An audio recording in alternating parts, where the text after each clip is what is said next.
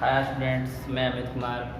Coulomb's law ख़त्म करने के बाद अब उस पर प्रैक्टिस करते हैं। हम लोगों ने बहुत सारा न्यूमेरिकल्स को किया था। अब हम लोग कुछ वैसे ऑब्जेक्टिव्स वाले न्यूमेरिकल्स को या ऑब्जेक्टिव्स को देखते हैं जो फ्रिक्वेंटली पूछे जाते हैं। ठीक है, ये सब क्वेश्चन एक नंबर में पूछ देते हैं, लेकिन इन्हें बनाना ही पड़ेगा। ठीक है, तो हम लोग क्या करते हैं, सबसे पहले क्वेश्चन को देखते हैं। देखिए बोर्ड पर जो लिखा हुआ है, किसी अनावेशित वस्तु पर एक कूलम आवेश होने के लिए उसमें से कितनी इलेक्ट्रॉन को निकाले जाए। सही बात है। जैसे कोई भी वस्तु न्यूट्रल होता है, उसमें इलेक्ट्रॉन की संख्या प्रोटॉन की संख्या बराबर होती है, तो उसको अनावेशित से चार्ज करने के लिए इलेक्ट्रॉन निकाला जाता है। तो वही बोल रहा है कि एक कूलम आवेश देने के लिए, एक कूलम आवेश होने के लिए कितना इलेक्ट्रॉन्स को निकाला जाना चाहिए। सबसे पहले हम लोग क्या करेंगे कि एक कूलम कितना इलेक्ट्रॉन्स पर होता है, बताइए। एक इलेक्ट्रॉन पे होता है। क्लियर। अब आप बताइए कि इलेक्ट्रॉन का जो है पावर कितना होता है। एक कूलम बराबर कितना हो सकता है, एक इलेक्ट्रॉन बराबर। हाँ, एक इलेक्ट्रॉन पर कितना पावर होता है, तो 1.6 × 10 के पावर माइनस। मतलब साफ साफ बात है कि ऐसे हम लोग लिख सकते हैं कि चूंकि 1.6 × 10 के पावर माइनस 19 कूलम एक इलेक्ट्रॉन पर होता है, एक इलेक्ट्रॉन पर होता है। तो हम लोगों को कितना चाहिए, हम लोगों को चाहिए एक कूलम चाहिए। कितना था यहाँ पे, एक 1.6 × 10 के पावर माइनस 19 कूलम एक इलेक्ट्रॉन पर। तो एक कूलम कितना इलेक्ट्रॉन पर होगा, तो एक आई के लिए क्या करते हैं, भागा पड़ता है। यूनिटरी मेथड में क्या होता है, इतना एक इलेक्ट्रॉन पर, तो एक पर तो इतना बटा इतना। 1.6 × 10 के पावर माइनस 19 कूलम इलेक्ट्रॉन हो जाएगा। ये इलेक्ट्रॉन तो यहाँ भी इलेक्ट्रॉन हो जाएगा। अब क्या है, पॉइंट हटेगा, यहाँ 0 चला जाएगा 16। अब ये माइनस पावर पड़ जाए क्या हो जाएगा, प्लस पावर हो जाएगा। ठीक है, इतना इलेक्ट्रॉन। जब इसे हल कीजिएगा तो ऐसा कीजिए, हल करने के लिए क्या करते हैं, यहाँ पर 10 है, यहाँ से एक 0 और दे देते हैं, तो कितना हो जाएगा 100। अब ये क्या हो जाएगा, 19 से 18 हो जाएगा। 19 से कितना हो जाएगा 18। 100 बटा 16 का मतलब कितना होता है, 6.25 × 10 के पावर 18 इलेक्ट्रॉन। यही आपका आंसर आ गया। ये फर्स्ट क्वेश्चन था। ठीक है, क्या था क्वेश्चन कि किसी अनावेशित वस्तु पर एक कूलम आवेश होने के लिए, किसी अनावेशित वस्तु पर एक कूलम आवेश होने के लिए उसमें से कितनी इलेक्ट्रॉन निकाली जाए। तो कितनी इलेक्ट्रॉन निकाली जाएगी, 6.25 × 10 के पावर 18 इलेक्ट्रॉन। कैसे, तो 1.6 × 10 के पावर माइनस 19 कूलम एक इलेक्ट्रॉन पर होता है। तो एक कूलम के लिए कितना इलेक्ट्रॉन, तो 1 बटा 1.6 × 10 के पावर माइनस 19 इलेक्ट्रॉन। इसको हल करने के बाद क्या आया, देखिए फिर क्या पूछता है, आपको पूछेगा कि किसी माध्यम की आपेक्षिक परावैद्युता, दूसरा फर्स्ट क्वेश्चन था, दूसरा व्यक्ति पूछ देगा किसी माध्यम की आपेक्षिक परावैद्युता का फॉर्मूला पूछ देगा। ER होता है, किसी माध्यम की अपेक्षिक परावैद्युता होता है। चलिए ऑप्शन ऐसे दे देगा, एप्सिलॉन नॉट बटा एप्सिलॉन m, एप्सिलॉन m बटा epsilon naught, epsilon m into epsilon naught, D number none. आप बताइए कौन सा आंसर होगा, बताइए कौन सा आंसर होगा। हम लोग जानते हैं किसी माध्यम की परावैद्युता और निर्वात में परावैद्युता के अनुपात को क्या बोलते हैं, आपेक्षिक परावैद्युता कहते हैं। इसका आंसर क्या आ गया, एप्सिलॉन m बटा एप्सिलॉन नॉट। ये आपका ऑब्जेक्टिव क्वेश्चन, न्यूमेरिकल क्वेश्चन सारा कुछ होगा। ठीक है, बने रहिए हमारे इस क्लास में, बने रहिए इस क्लास में जितना देरी हम पढ़ाते हैं। और आप लोग क्या कीजिए, एंजॉय कीजिए इस सेशन को, क्योंकि इससे क्वेश्चन आपका लड़ेगा ही लड़ेगा बोर्ड में। मैं उसी क्वेश्चन को करवाऊंगा जो आपका बोर्ड में आने का चांस ज़्यादा रहेगा। ठीक है, तो हमने अभी 2 क्वेश्चन देखा कि किसी अनावेशित वस्तु को आवेशित करने के लिए, एक कूलम आवेश प्राप्त करने के लिए 6.25 × 10 के पावर 18 इलेक्ट्रॉन चाहिए। फिर हमने पिछले क्लास में जो पढ़ा था आपेक्षिक परावैद्युता, तो उसका फॉर्मूला क्या था, तो एप्सिलॉन m बटा एप्सिलॉन नॉट। मतलब कि किसी माध्यम की परावैद्युता और निर्वात की परावैद्युता, ये फॉर्मूला होता था। तो हमने यहाँ से देख लिया। ठीक है, चलते हैं नेक्स्ट क्वेश्चन की तरफ। एनसीईआरटी का क्वेश्चन पूछता है, मैंने करवा दिया था और भी करवाऊंगा आगे। नेक्स्ट क्वेश्चन पूछ रहा है, आर दूरी से सेपरेटेड क्वेश्चन r दूरी से विलग, विलग का मतलब क्या होता है? Separated, separated. r दूरी से विलग मतलब सेपरेटेड। क्या पूछ रहा है? दो इलेक्ट्रॉन के बीच लगने वाला बल, दो इलेक्ट्रॉन के बीच, दो इलेक्ट्रॉन के बीच लगने वाला बल समानुपाती होगा। पूछ रहा है किसके समानुपाती होगा? तो ऑप्शन हम 4 दे रहे हैं, आर स्क्वायर के, ठीक है, आर के पावर -2 के, ठीक है, समानुपाती की बात कर रहा है। फिर क्या बोल रहा है? आर के पावर क्यूब के, आर के पावर -2 के। चलिए बताइए क्या होगा आंसर इसका, क्या होगा आंसर इसका? तो हम लोग जानते हैं कि ये समानुपाती होता है किसके? जल्दी बताइए। व्युत का समानुपाती होता है 1/r स्क्वायर के, लेकिन r के पावर -2 का समानुपाती होगा। क्या पढ़े थे? Force proportional to Q1 Q2, force inversely proportional to 1/r square. इसको सोल्व कीजिएगा तो क्या आ जाएगा? r के पावर -2 नहीं आ जाएगा, r के पावर -2 मतलब समानुपाती किसके है? r के पावर -2 के। मतलब इस तरीके से आपको ध्यान देना है, ये सोल्यूशन भी लिख लेना है आप लोगों को कॉपी में, ठीक है, कॉपी में लिखते जाइए सब सोल्यूशन भी। मतलब ये क्या हो जाएगा? r के पावर -2 हो गया। इस तरीके से आप लोगों को समझते जाना है, ठीक है। फिर क्या पूछ रहा है? इप्सिलॉन नॉट का मात्रक होता है। क्वेश्चन लिखिए, इप्सिलॉन नॉट का मात्रक होता है, बताइए क्या होगा? अब आप लोग को डायरेक्ट बता दिया गया था कि इप्सिलॉन नॉट का मात्रक क्या होता है। दो मात्रक होता है, ठीक है। चलिए बताइए, इसका दो मात्रक होता है। आप लोग बताइए कमेंट में, कमेंट सेक्शन में जल्दी टाइप कीजिए, क्या आएगा? एक तो आएगा इसका फैराड पर मीटर, दूसरा इसका मात्रक क्या आएगा? क्या आएगा जल्दी बोलिए?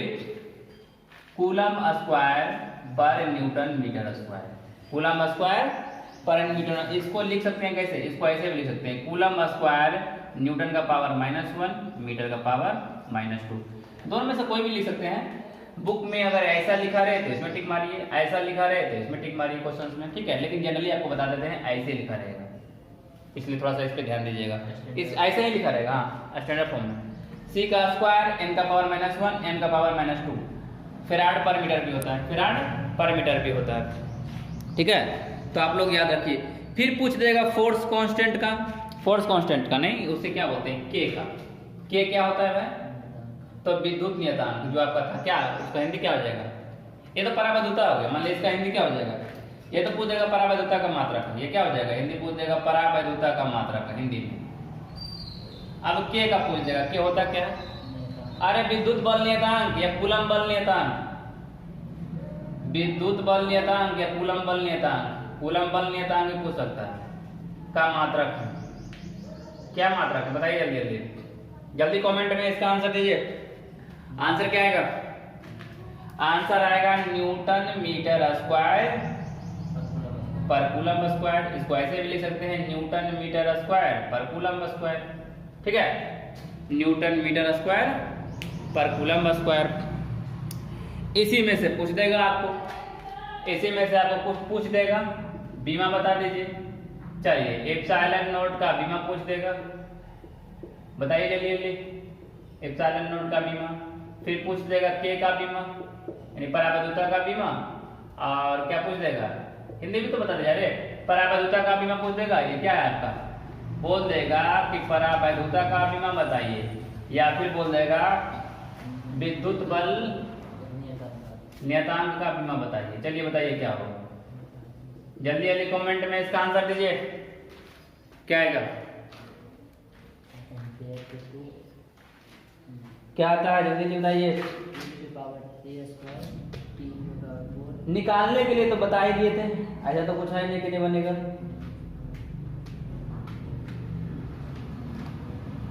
आप लोग को बताने के लिए हम छोड़ रखे हैं कि बताइएगा क्या होता है। देखिए अगर निकालने के लिए बता दें तो क्या होता है? न्यूटन मीटर स्क्वायर पर कूलम स्क्वायर। कैसे बनाइएगा? न्यूटन क्या होता है? mLt का पावर -2, मीटर का होता है L का पावर 2, और इसका क्या होता है? A टी का पावर -2। कैसे बनाइएगा, m l का पावर 3 और क्या हो जाएगा, टी का पावर कितना हो जाएगा, -2 -2 -4 a का पावर -2। मतलब आपका हो गया इसका k का मात्रा क्या हो गया, k का हो गया m l 3 t का पावर -4 a का पावर -2। ऐसा ही मतलब से बना ली। इसका क्या हो जाएगा, इसका उल्टा कर दीजिए तो क्या हो जाएगा, m का पावर -1 l का पावर -3 t का पावर 4 और a का पावर 2। उल्टा होता है, बताए थे k का SI मात्रक और k का बीमा क्या होता है, एप्सिलॉन नोट का उल्टा होता है। क्लियर। तो यहाँ तक आप लोग समझ गए होंगे कि क्या क्या आएगा आपका। चलिए ठीक है, यहाँ तक उतारने के बाद आपको बिल्कुल समझ में आ गया होगा कि हमको करना क्या है। अब नेक्स्ट पर चलते हैं टॉपिक पे। सब कुछ हमने यहाँ तक देख लिया। ऊन से रगड़े जाने पर कोई पॉलीथीन का टुकड़ा 3 गुने 10 के पावर -7 के ऋणावेश से आवेशित पाया गया। क्या हुआ, ऋणावेश से आवेशित पाया गया, मतलब इलेक्ट्रॉन इस पे क्या हुआ, आ गया, इलेक्ट्रॉन इस पे आ गया। बोलेगा धनावेशित पाया गया, इसका मतलब उससे इलेक्ट्रॉन निकल गया, उससे इलेक्ट्रॉन निकल गया। तो अब क्या बोल रहा है, चार्ज कितना बोल रहा है कि ऊन से, देखिए फॉर्मूला क्या होता है, Q बराबर Ne। फॉर्मूला क्या होता है, Q बराबर Ne। निकालने के लिए क्या बोल रहा है, इलेक्ट्रॉन की संख्या बोल रहा है। जहाँ पर n होता है इलेक्ट्रॉन की संख्या, n होता है इलेक्ट्रॉन, E होता है इलेक्ट्रॉन, n होता है इलेक्ट्रॉन की संख्या और Q होता है आवेश। क्लियर। ये हो गया आपका आवेश, ये हो गया आपका संख्या और ये हो गया आपका इलेक्ट्रॉन। क्लियर। तो यहाँ पे निकालना क्या है, इलेक्ट्रॉन की संख्या n निकालना है। तो फॉर्मूला क्या हो जाएगा, फॉर्मूला आपका हो जाएगा n बराबर Q बटा E। Q बटा E, Q का मान कितना दिया हुआ, 3 गुने 10 के पावर -7 और एक इलेक्ट्रॉन में कितना आवेश होता है, 1.6 गुने 10 के पावर -। ठीक है, आवेश को बनाइए, कितना आ जाएगा, यहाँ चला गया ऊपर 30 हो गया, 30 बटा 16 गुने 10 के पावर -7 प्लस 19 कितना आ जाएगा, 10 15 8 मतलब ये आ जाएगा 1.16 32, मतलब लगभग 2 के आसपास। कितना आ जाएगा, लगभग 2 के, नहीं 16 32 हो ना, लगभग 2 के आसपास। ये कितना हो गया, 10 के पावर कितना हो जाएगा, कितने बताइए, 12। इतना इलेक्ट्रॉन हो गया, कितना हो गया, इतना इलेक्ट्रॉन हो गया। अब बोल रहा है क्या कि ऊन से रगड़े जाने पर कोई पॉलीथीन का टुकड़ा इतना कूलम के ऋणावेश से, मतलब इतना कूलम इस पे आ गया था, इतना इलेक्ट्रॉन क्या हो रहा है, इस पे आ रहा है। किससे किस पे आएगा बताइए, स्थानांतरण किससे किस पे हो रहा है, ऊन से पॉलीथीन। हाँ पॉलीथीन हो रहा है। ऊन जो हो जाएगा पॉजिटिव और पॉलीथीन हो जाएगा नेगेटिव, पॉलीथीन पर आ रहा है। ठीक है, क्लियर। अब दूसरा क्वेश्चन देखिए, ये तो ए नंबर हो गया। दूसरा नंबर देखिए, संहति की बात किया जा रहा है। संहति का मतलब मास होता है, संहति का मतलब क्या होता है, मास। इंग्लिश जान लीजिए, क्या बोल रहा है, मास। क्या ऊन से पॉलीथीन में मास का ट्रांसफर भी होता है, होता है, कहीं नहीं होगा। जितना इलेक्ट्रॉन है उसमें से क्या कीजिए, एक, अब बताइए कितना मास होगा, इलेक्ट्रॉन में कितना मास होता है, काहे नहीं होगा। अरे हम लोग जानते हैं कि एक इलेक्ट्रॉन का मास कितना होगा, 9.31 गुने 10 के पावर -31 kg। कितना इलेक्ट्रॉन निकल गया, इतना इलेक्ट्रॉन निकल गया। एक इलेक्ट्रॉन निकला तो इतना मास, इतना इलेक्ट्रॉन निकलेगा तो कितना मास, गुना करते हैं। क्लियर बात, कैसे नहीं निकलेगा, मास भी ट्रांसफर होगा, मास भी क्या होगा, ट्रांसफर होगा। वही तो बोल रहा है, क्या ऊन से पॉलीथीन में संहति का ट्रांसफर होगा, हाँ होगा, यस होगा, यस होगा। मतलब क्या ऊन से पॉलीथीन में मास का ट्रांसफर होगा, होगा। जब इलेक्ट्रॉन का ट्रांसफर होता है मास का भी ट्रांसफर होगा। क्लियर बात है। कितना ट्रांसफर होगा, तो एक इलेक्ट्रॉन का मास इतना, तो 2 गुना 10 के पावर +12, 2 गुना 10 के पावर 12 इलेक्ट्रॉन का मास कितना हो जाएगा, 9.31 गुने 2 गुना, अब ये क्या है, 12 और 10 के पावर -31 और +12, ये लगभग आ जाएगा कितना, 18.62 गुना 10 के पावर -19 kg। क्लियर, क्लियर हो गया होगा। चलिए ठीक है, हाँ अप्रॉक्सीमेट में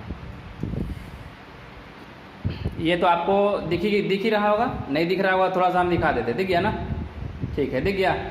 मतलब कि ऊन से पॉलीथीन में 18.62 × 10⁻⁻19 kg का ट्रांसफ़र हुआ, क्योंकि एक इलेक्ट्रॉन में कितना मास होता है, तो 9.31 × 10⁻31 kg होता है। अब कितना इलेक्ट्रॉन ट्रांसफ़र हुआ, ऊन से पॉलीथीन में 2 × 10⁻12 इलेक्ट्रॉन ट्रांसफ़र हुआ।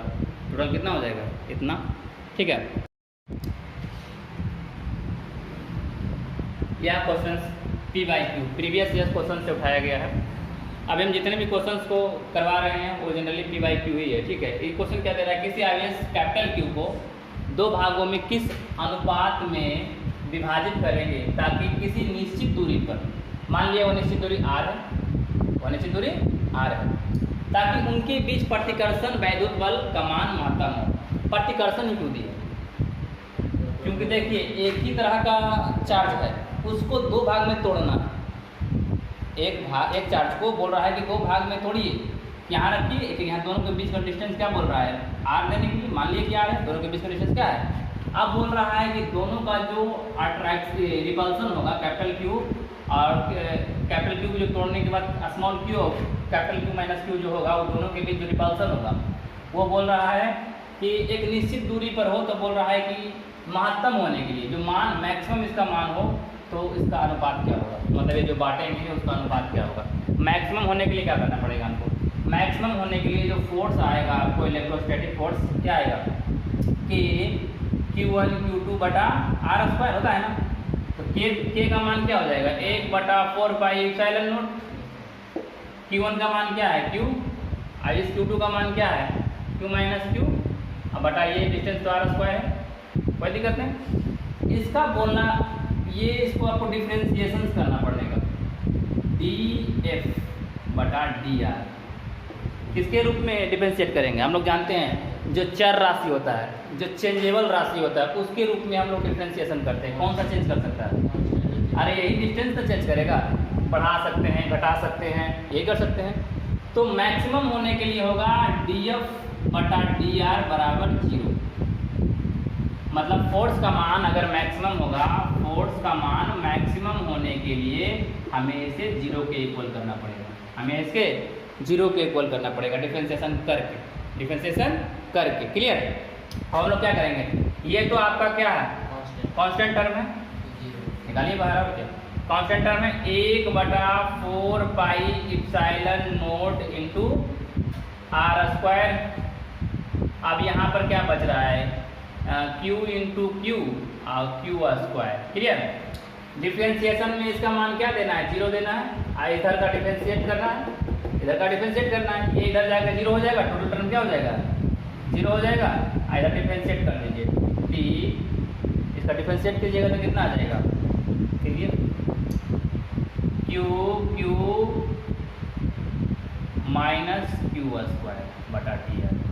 ये इसका मान तो 0 करना था, क्या करना था, इसका मान 0 करना था, इधर से टोटल टर्म क्या आ जाएगा 0। क्लियर। अब इसका डिफरेंशिएट कीजिएगा तो कितना आ जाएगा, इसका डिफरेंशिएशन आ जाएगा, ये स्मॉल q तो निकल गया, अब ये q का क्या हो जाएगा, ये तो हट जाएगा, ये तो आपका अच्छा किसके रूप में करना है, चार्ज के रूप में करना है, सॉरी किसके रूप में करना है, डिस्टेंस के रूप में करना है या चार्ज के रूप में करना है, ये बताइए, चार्ज के रूप में करना है। ठीक है, ये आपको चार्ज चेंज क्यों करना है चार्ज को, तो इसको यहाँ पे थोड़ा सा ध्यान देना है, यहाँ डिस्टेंस के रूप में ना करके चार्ज के रूप में करना है। किसके रूप में करना है, चार्ज के रूप में करना है, चार्ज के रूप में डिफरेंशिएशन करना है। कितना आ जाएगा मान, ये तो Q निकल जाएगा और dQ/dQ कैंसिल 1 हो जाएगा, माइनस यहाँ पर क्या आ जाएगा डिफरेंशिएशन 2Q, मतलब क्या आ गया Q - 2Q बराबर 0, तो क्या आ जाएगा Q बराबर 2Q, Q बराबर 2Q आया, मतलब Q का मान क्या आ गया कैपिटल Q/2, Q का मान क्या आ गया कैपिटल Q/2, मतलब इसका मान आ गया आपका कैपिटल Q/2 और इसका मान भी क्या आ जाएगा Q - Q/2, इसका मान भी आ जाएगा Q/2, मतलब इसका मान भी Q/2 कैपिटल Q/2, इसका मान भी कैपिटल Q/2, अनुपात निकालने बोल रहा है, कैपिटल Q/2 बटा कैपिटल Q/2 क्या आ जाएगा, एक अनुपात, क्या आ गया 1:1। एक बार फिर से समझा दे रहे हैं, क्वेश्चन पहले पढ़िए एक बार, ठीक है। हम समझा दे रहे हैं बढ़िया से, ठीक है। क्वेश्चन पढ़िए क्या बोल रहा है। किसी आवेश कैपिटल Q को दो भागों में किस अनुपात में विभाजित करें ताकि किसी निश्चित दूरी पर उनके बीच प्रतिकर्षण वैद्युत बल का मान महत्तम हो। कैपिटल Q प्लस भी हो सकता है, माइनस भी हो सकता है, उनको दो भागों में बांटना है तो प्रतिकर्षण ही होगा। क्लियर। अब देखिए बोल रहे हैं, मान लिया कैपिटल Q को हमने तोड़ा, एक मान लिया स्मॉल q और एक कैपिटल Q माइनस Q। एक को स्मॉल q मानेंगे तो क्या हो जाएगा, जैसे हम लोग एक को स्मॉल q माने, एक को हमने स्मॉल q माना तो दूसरा क्या हो जाएगा capital Q minus small q, दो चार्ज। तो ये हो गया, दोनों के बीच का डिस्टेंस हमने r मान लिया, दोनों के बीच का डिस्टेंस क्या मान लिया, r मान लिया। तो फोर्स यहाँ पर क्या हो जाएगा k q1 q2 बटा r स्क्वायर, ठीक है, 1/4 pi epsilon not into q, और इसका मान q minus capital Q minus q कर दिया r स्क्वायर, ठीक है। इसमें मैक्सिमम होने के लिए क्या करते हैं, सबसे पहले डिफरेंशिएशन चर वाले राशि में बदल देंगे। अब देखिए चेंज क्या होगा, अरे चेंज यही ना हो सकता है, डिस्टेंस तो बोल ही दिया, देखिए निश्चित दूरी बोल रहा है, हम भी गड़बड़ा दिए थे कुछ देर पहले। जब निश्चित दूरी बोल दे रहा है तो वो तो चेंज करेगा ही नहीं ना, तो r के रूप में क्यों करेंगे, चेंज क्या कर सकता है, जो माने हैं चार 2/3 हो सकता है, 4/3 हो सकता है, मातम होने के लिए 2/3 भी हो सकता है, 4/3 भी हो सकता है, कुछ भी हो सकता है। यहाँ तो मेरा दे ही दिया निश्चित दूरी, मतलब ये नहीं बदलेगा, r का r ही रहेगा। जब वो नहीं बदलेगा तो उसके रूप में डिफरेंशिएशन क्यों करेंगे हम, समझाया ना, क्लियर। यही थोड़ा सा गलती से ही हम लोग सीखते हैं। क्वेश्चन को ढंग से पढ़िएगा तो आप लोग क्या गलती नहीं कीजिएगा। तो हम लोग क्या देख लिए कि निश्चित दूरी था, मतलब r के रूप में नहीं, चार्ज के रूप में करते हैं। कहें क्या df बटा dq था 1/4 पाई एप्सिलॉन नॉट, ये तो आपका क्या है कांस्टेंट टर्म है, कांस्टेंट टर्म का डिफरेंशिएशन क्या होता है, जीरो। कांस्टेंट टर्म का डिफरेंशिएशन क्या होता है, जीरो, ये तो जीरो हो गया, इसी का डिफरेंशिएशन करना है। अब साथ ही साथ इसको जीरो भी करना है, महत्तम के लिए इसको जीरो भी करना है। अब कांस्टेंट टर्म का डिफरेंशिएशन जीरो होता है, ये टोटल टर्म कांस्टेंट है 1/4 पाई एप्सिलॉन नॉट, और r स्क्वायर भी कांस्टेंट है क्योंकि यहाँ निश्चित दूरी है, और निश्चित दूरी क्या होता है, कांस्टेंट होता है। टोटल टर्म कांस्टेंट होने के कारण जीरो हो गया, यहाँ से डिफरेंशिएशन क्या निकल गया, ये वाला निकल गया q, और dq/dq 1, और इसका डिफरेंशिएशन किए तो क्या आ गया 2q आ गया, क्या गया 2q। बाकी डिफरेंशिएशन देखिए, आप लोग को मालूम है डिफरेंशिएशन क्या होता है, x का पावर n इंटू dx, क्या करते हैं हम लोग n into x n minus 1, लिख लीजिए फॉर्मूला। यहाँ पर n को 2 यहाँ कर दिया, q 2 माइनस 1, q ही आ गया, 2q आ गया, बराबर जीरो करने पर क्या आ गया q/2, मतलब इसका मान q/2। अब कैपिटल Q में q/2 घटा दिया तो क्या आ गया q/2, मतलब ये भी q/2 ये भी q/2, दोनों को r डिस्टेंस में रखें तो क्या हो गया maximum distance, maximum force apply किया। पर क्या चीज़ के लिए, रिपल्सन के लिए। अनुपात निकाले, एक अनुपात, क्लियर। निम्न में से किस आवेश का अस्तित्व संभव नहीं है। इस तरह का क्वेश्चंस आपको ऑब्जेक्टिव में फ्रीक्वेंटली मिल जाएंगे, ठीक है, बोर्ड में। तो क्या है, देखिए हम बताए थे कि फॉर्मूला होता है q बराबर प्लस माइनस यानी, तो इस अनुसार से आपको मल्टीपल ऑफ इलेक्ट्रॉन्स के चार्जेस होना चाहिए। इलेक्ट्रॉन का चार्ज कितना होता है 1.6 × 10 के पावर माइनस 19 कूलम। यहाँ पे पूछ लिया इलेक्ट्रॉन का आवेश कितना होता है, तो इलेक्ट्रॉन का आवेश होता है 1.6 × 10 के पावर माइनस 19 कूलम। आंसर आ गया, ठीक है। यहाँ पर क्या होता है multiple of charge of electron, electron के आवेश का गुणनफल ही आपको आवेश संभव हो पाएगा, मतलब अस्तित्व में आ पाएगा। मतलब 1.6 का गुणज, 1.6 का गुणज ये है, सही है, 1.6 का गुणज ये है 16 दूनी 32, सही है, 16 48 16 64 ये भी सही है, लेकिन 24 नहीं आता, 24 मल्टीपल ऑफ 1.6 नहीं है, इस कारण से ये आंसर नहीं होगा। मतलब सीधा सीधी बात बोला जाए तो इलेक्ट्रॉन के आवेश का गुणज होना चाहिए। आप लोग क्या लिखेंगे, इलेक्ट्रॉन के आवेश का गुणज अस्तित्व में आएगा, संभव है, बाकी अस्तित्व नहीं हो पाएगा। तो साफ शब्दों में बोला जाए तो 1.6 का गुणज ही आपका अस्तित्व में आएगा, बाकी अस्तित्व में नहीं आएगा, ठीक है। ये पहला आपका आंसर हो गया, ये आंसर आ गया BC नंबर, ये अस्तित्व में नहीं आएगा। कूलम बल कैसा है, तो हमने पढ़ाया था कूलम बल एक केंद्रीय बल है और साथ ही साथ विद्युत बल है, तो इसका आंसर क्या आ जाएगा C, दोनों आ जाएगा, ठीक है। एक कूलम आवेश वह है जो शून्य में 1 मीटर की दूरी पर स्थित समान आवेश पर बल लगता है, मतलब कितना बल लगता है। तो हमने एक टॉपिक पढ़ाया था यूनिट फोर्स, क्या पढ़ाया था, यूनिट फोर्स पढ़ाया था।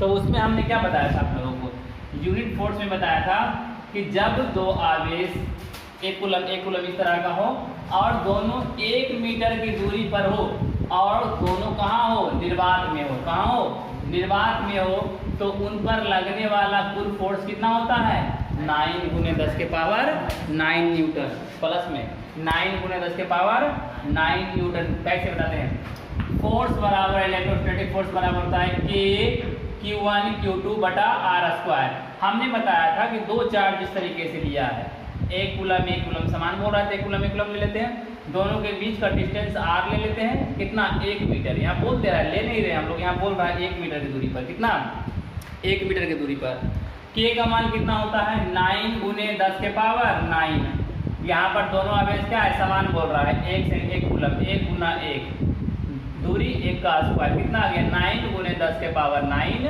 न्यूटन। इस तरीके के क्वेश्चन बहुत ही फ्रीक्वेंटली रूप से पूछे जाते हैं आपके एग्जाम्स में, ठीक है।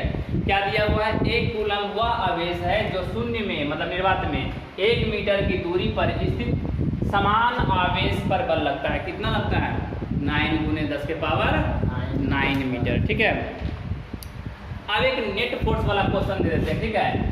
बहुत सारे एनसीईआरटी में दिया हुआ है क्वेश्चन, कभी कभी दे देता है कि एक समबाहु त्रिभुज, क्या बोलेगा, एक समबाहु त्रिभुज है, समबाहु त्रिभुज में तीनों कोनों का मान क्या होता है 60-60 डिग्री होता है, कितना होता है, और समबाहु त्रिभुज में तीनों भुजा बराबर होते हैं, तीनों क्या होते हैं, भुजा बराबर होते हैं, ये प्रॉपर्टी है। क्वेश्चन लिखा हुआ रहेगा एनसीईआरटी में, या तो लैंग्वेज में दे या तो फिगर बना दे, तो देगा कि एक समबाहु त्रिभुज है जिसके तीनों भुजा ए है, ठीक है। अब बोलेगा कि तीनों भुजा पर समान चार्ज लग रहे हैं, plus Q plus Q plus Q, तो बोलेगा वर्टेक्स पे कितना चार्ज लग रहा है, नेट फोर्स कितना होगा, नेट फोर्स कितना होगा। चलिए इसको इस तरह का क्वेश्चन एक कर लेते हैं, ठीक है। उसके बाद उम्मीद करते हैं कि कूलम्स लॉ और उससे संबंधित सारा क्वेश्चन आपसे बन जाएगा, ठीक है। तो देखते हैं, यहाँ देखिए ये आपका समबाहु त्रिभुज है, ए बी सी, तीनों का साइड मान लीजिए ए है, ए तीनों का कितना भुजा डिग्री आएगा 60 degree 60 degree 60 degree, no any problem, ठीक है। अब देखिए, अब आपको बोला जा रहा है कि इस पे चार्ज प्लस क्यूब है, इस पे भी चार्ज प्लस क्यूब है, इस पे भी चार्ज प्लस क्यूब है। बोल रहा है कि वर्टेक्स पे कितना नेट फोर्स लगेगा, क्या बोल रहा है, वर्टेक्स पे बोलेगा find the net force on vertex, मतलब ये 6 पे जो प्लस क्यूब चार्ज है कितना फोर्स लगेगा।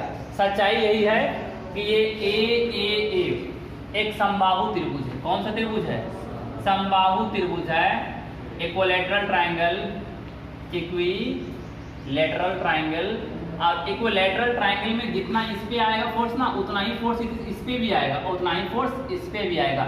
मतलब वर्टेक्स पे पूछे, ए पर पूछे, बी पर पूछे या सी पर पूछे, सब का सब नेट फोर्स क्या आएगा, बराबर होगा। नेट फोर्स का मतलब क्या होता है, सभी फोर्स के कारण उस पे लगने वाला बल, जिसे हम लोग बोले थे अध्यारोपण का सिद्धांत, प्रिंसिपल ऑफ सुपरपोजिशंस, ठीक है। तो यहाँ पर देखिए पहले क्या लगेगा, बी के कारण सी पर लगने वाला फोर्स इधर लगेगा, फोर्स BC, अब ए के कारण सी पर लगने वाला फोर्स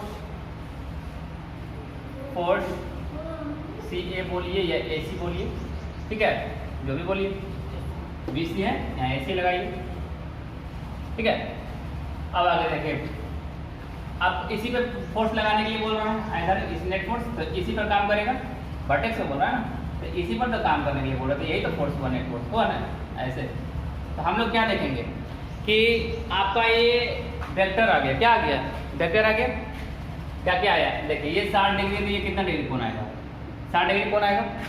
साफ साफ देखिए कि अगर ये आपका एक फोर्स है, अब ये आपका एक फोर्स है, अब ये 60 डिग्री, कितना फोर्स आएगा, अरे इस पे फोर्स F लग रहा है, तो इस पे भी फोर्स क्या लगेगा, F लगेगा, बराबर फोर्स लग रहा है, क्योंकि सब कुछ बराबर है, F फोर्स है तो ये भी F फोर्स है। अब ये इसका क्या हो जाएगा, नेट फोर्स हो जाएगा। हम पढ़ चुके हैं वेक्टर में, जिसको वेक्टर नहीं आता उसको भी कुछ कल्याण नहीं हो सकता, ठीक है, समझा पाना मुश्किल है, लेकिन समझिए फिर भी। जैसे ये यहाँ पर है, अब ये इस तरीके से ऐसे है, तो बीचों बीच वेक्टर होता है, मान 90 डिग्री है, तो 45 डिग्री पर क्या किया जाता है, वेक्टर लिया जाता है। अब ये मान लीजिए ये 60 डिग्री है ऐसे, फिर 30 डिग्री पर लिया जाएगा क्या, वेक्टर लिया जाएगा। कितना डिग्री पर लिया जाएगा, बीचों बीच में लिया जाएगा। क्यों बीचों बीच में लिया जाएगा, क्योंकि सारा का सारा इलेक्ट्रॉन समान है। इस पे भी प्लस क्यू चार्ज, इस पे भी प्लस क्यू चार्ज, थोड़ा ना बोल रहा है कि 2 क्यू चार्ज 3 क्यू चार्ज, बराबर बोल रहा है। तो बराबर होने के कारण क्या होगा, बीचों बीच में लगेगा फोर्स। कहाँ लगेगा, बीचों बीच में फोर्स लगेगा, नेट फोर्स। ठीक है, क्लियर। अब देखिए अब क्या है, हम लोग नेट फोर्स के लिए पढ़े थे, इस तरीके से फॉर्मूला होता है। देखिए हम लोग रिजल्टेंट फोर्स के लिए फॉर्मूला पढ़े थे, रिजल्टेंट के लिए फॉर्मूला पढ़े थे क्या, रिजल्टेंट वेक्टर के लिए ऐसे a square plus b square plus 2ab cos theta under root, ये होता है। जब हम सदिश पढ़े थे तो सदिश में हम लोगों ने पढ़ा था कि रिजल्टेंट वेक्टर बराबर होता है r बराबर under root a square plus b square plus 2ab cos theta, जहाँ पर ये रिजल्टेंट होता है। ये क्या होता है, रिजल्टेंट होता है। इसी रिजल्टेंट को तो हम लोग क्या बोल रहे हैं, इसी रिजल्टेंट को हम लोग क्या बोल रहे हैं, F net, net force. Net force क्या हो गया, एफ नेट, यही तो रिजल्टेंट हो गया आर इसका। तो हम लोग क्या निकाल लेंगे, एफ नेट बराबर क्या हो जाएगा, फोर्स का होल स्क्वायर, फोर्स का whole square plus 2 force into force cos 60 degree, cos 60 degree. हल कीजिए, हल करने तो आता ही है। सब फोर्स बराबर क्यों लिए, क्योंकि सब पे लगने वाला फोर्स बराबर होगा। इस पे फोर्स बराबर लगेगा। ठीक है, अब क्यों लगेगा बराबर है, फॉर्मूला जानते हैं यार, क्या है ऐसे, एफ ए बी बराबर क्या हो जाएगा, एक बार बता ही देते हैं। जैसे एफ ए बी लग रहा है, इस पे लग रहा है, तो क्या लगेगा, के इंटू Q1 Q2 मतलब क्यू स्क्वायर बटा आर स्क्वायर होगा ना। अगर यहाँ पर फोर्स BC पर लगेगा तो कितना लगेगा, के इंटू Q1 Q2 मतलब आर स्क्वायर। क्यों Q1 Q2 होगा, बराबर है ना, Q दोनों बराबर है, plus Q plus Q plus Q, distance भी बराबर है, ए यहाँ पर आर स्क्वायर, यहाँ पर क्या होगा, ए स्क्वायर होगा, आर स्क्वायर यहाँ क्या होगा, ए स्क्वायर होगा। अब यहीं पर निकालना होगा, सी एन निकालना होगा, तो क्या करेंगे, के इंटू क्यू स्क्वायर बटा ए स्क्वायर। समझा यार, डिस्टेंस बराबर है इसलिए फोर्स बराबर लगेगा। हम क्यों फोर्स बराबर ले रहे हैं, एफ क्यों ले लिए, क्योंकि डिस्टेंस बराबर है तो फोर्स क्या हो जाएगा, बराबर हो जाएगा। सबको एफ मान लीजिए, चार्ज बराबर है, डिस्टेंस बराबर है, फोर्स बराबर होगा। समझा रहा है ना, फॉर्मूला क्या होता है, के इंटू Q1 Q2 बटा आर स्क्वायर। चार्ज बराबर, डिस्टेंस बराबर, तो सब पर लगने वाला फोर्स भी बराबर हो गया। क्लियर। एफ नेट बराबर क्या हो गया, ये हो जाएगा F square plus F square. यहाँ क्या हो जाएगा, इस cos 60 का मान कितना होता है, 1/2 होता है, cos 60 का मान 1/2 होता है, प्लस 2f स्क्वायर गुना 1/2, 1/2 से 1/2 कट गया, क्या हो गया, यहाँ पर हो गया 3f स्क्वायर का रूट, क्या हो गया, √3f, √3। नेट फोर्स कितना निकल गया, √3f। नेट फोर्स कितना निकल के आ गया, √3f। फोर्स का मान कितना है, फोर्स का मान है के Q1 Q2 बटा ए स्क्वायर। Q1 Q2 मतलब क्या हो गया, Q स्क्वायर, Q1 Q2 मतलब Q स्क्वायर। फोर्स का मान यही है ना, लिख दीजिए यहाँ पर। फोर्स, नेट फोर्स बराबर क्या हो गया, √3 इंटू के Q स्क्वायर बटा ए स्क्वायर, यही आंसर आ गया। अब चाहिएगा तो के का मान भी पुट कर दीजिए। के का मान क्या होता है, 1/4 पाई एप्सिलॉन नॉट, पुट कीजिए, आ जाएगा वही आंसर। क्या आ जाएगा, √3 बटा 4 pi epsilon not into Q square बटा ए स्क्वायर। बुक में ये मिलेगा आपको, ये आंसर मिलेगा, √3 बटा 4 pi epsilon not into Q square बटा ए स्क्वायर। और ये बुक में दिया हुआ है, NCERT का क्वेश्चन है। ठीक है, तो काफ़ी इंपॉर्टेंट रहता है। ठीक है, तो पेन डाउन कीजिए, लिखिए और क्या। ठीक है, फिलहाल के लिए इतना ही रखते हैं। ऑब्जेक्टिव क्वेश्चन तो थ्योरी से ही बनते हैं, तो आप लोग पहले थ्योरी को क्लियर कीजिए, बाकी न्यूमेरिकल्स वगैरह क्या है उसी के थ्रू बन जाते हैं। ठीक है, थैंक्स।